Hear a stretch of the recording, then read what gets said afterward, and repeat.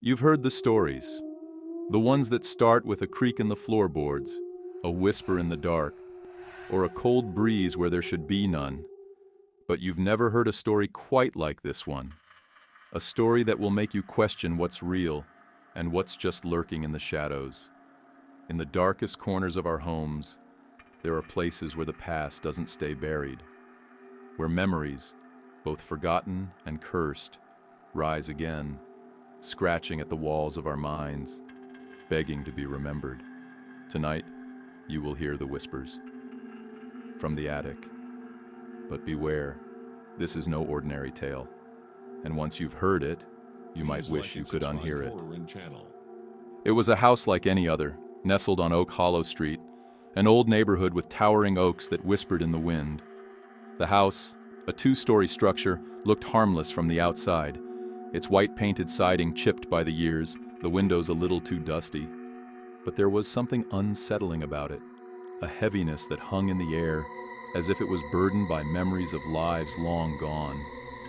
When Lucy and her husband Evan moved in, they thought it would be a fresh start, a new beginning, the kind of place where they could grow old, filled with laughter and love. But from the moment they stepped inside, they both felt off. There were cold spots, strange shadows that moved when no one was around, and an overwhelming sense of being watched. But the attic was the worst of all. Lucy never wanted to go up there. It was always locked, and she was too afraid to ask why.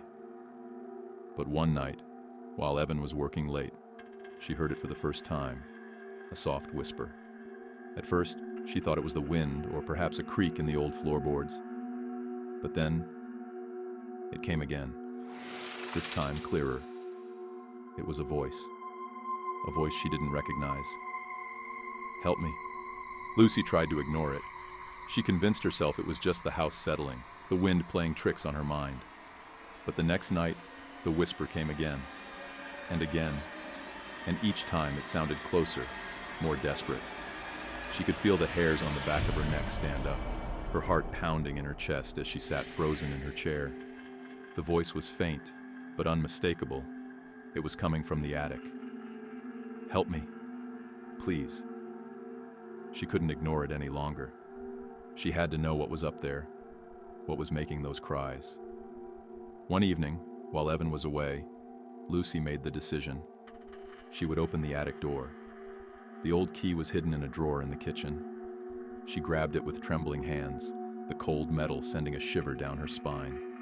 She walked up the narrow staircase, each step groaning under her weight. As she reached the door, her breath caught in her throat. It was locked tight, just as it had always been. But tonight would be different. Lucy turned the key in the lock, and the door creaked open. And that's when everything changed. The attic was nothing like she had imagined. It wasn't just a dusty storage space, filled with old furniture and forgotten mementos. No, it was a room that felt alive, as if the walls themselves were breathing, sighing with an ancient, lingering sadness. The air was thick with dust, but it was the smell of something else, something rotten, that made her stomach churn. The whispering was louder now, unmistakable. It was coming from the far corner of the room. Lucy stepped forward, every step creaking as the floorboards groaned beneath her. "Please," the voice pleaded. "Help me." Her pulse quickened, her mind racing with terror. But curiosity drove her forward.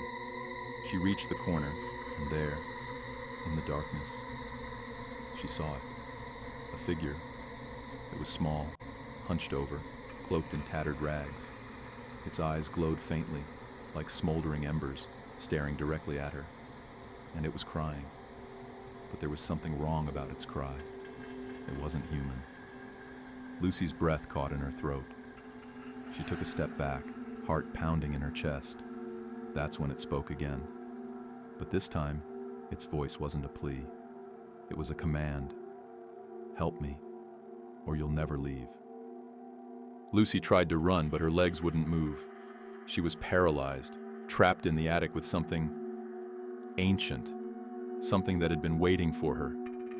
The figure, The thing didn't move, but its eyes followed her every movement. "Do you know what this house is, Lucy?" it asked in a voice that sent chills down her spine. "This house is a prison, a place where souls are bound, chained to the walls, to the attic, for years, for eternity. And you've opened the door." Lucy didn't understand. She couldn't understand. She tried to scream, but her voice was swallowed by the oppressive silence. The creature's eyes glowed brighter, its form shifting in the dim light. It was as if it was made of shadows, of the very darkness itself. And that's when it revealed the truth, something that no one had dared to speak aloud for years. "Your husband, Evan, he's the one who sealed us here. And now, you're the key to unlocking our prison." Lucy's heart stopped. What was it talking about? What did Evan have to do with this? The creature's grin stretched impossibly wide, its teeth sharp and jagged. "You'll find out soon enough. But for now, let's see if you can make it out alive." Suddenly, the door slammed shut behind her. She was trapped. Lucy's breath came in ragged gasps as she slammed her fists against the door, screaming for help, for anyone to hear her. But the whispers were growing louder, more frantic, as if the house itself was closing in around her. She turned back toward the thing in the corner, its eyes now burning with an unnatural fury. "You shouldn't have come," it hissed. "You've made a terrible mistake." The shadows in the room began to move, stretching out toward her, curling like dark tendrils, reaching for her. Then, just as suddenly as it had started, everything went silent. The whispers stopped. The shadows froze. Lucy's heart thudded in her chest as she stood alone in the dark. But then, a sound, a soft thud from behind her. She turned, and there, on the floor, was a piece of paper. Her hands shook as she bent down to pick it up. The words scrawled on it were barely legible, but the message was clear. "Get out, before it's too late." But who left this message? And why had it appeared now? In the silence, a distant sound echoed through the house. Footsteps, slowly, carefully, making their way up the stairs. Lucy's eyes widened in horror. She wasn't alone. The door to the attic creaked open. If you think you know what's coming next, think again. The truth behind the whispers is more twisted than you could ever imagine. Is there a way out for Lucy? Will she survive the horrors of the attic? Or has she already crossed the point of no return? There's only one way to find out. You need to know what happens next. You have to know. But be warned. The whispers aren't just stories. They're warnings. Warnings that could come for you next. Subscribe. Turn on the bell for notifications. You don't want to miss what's coming. Trust me, you really don't want to. Please like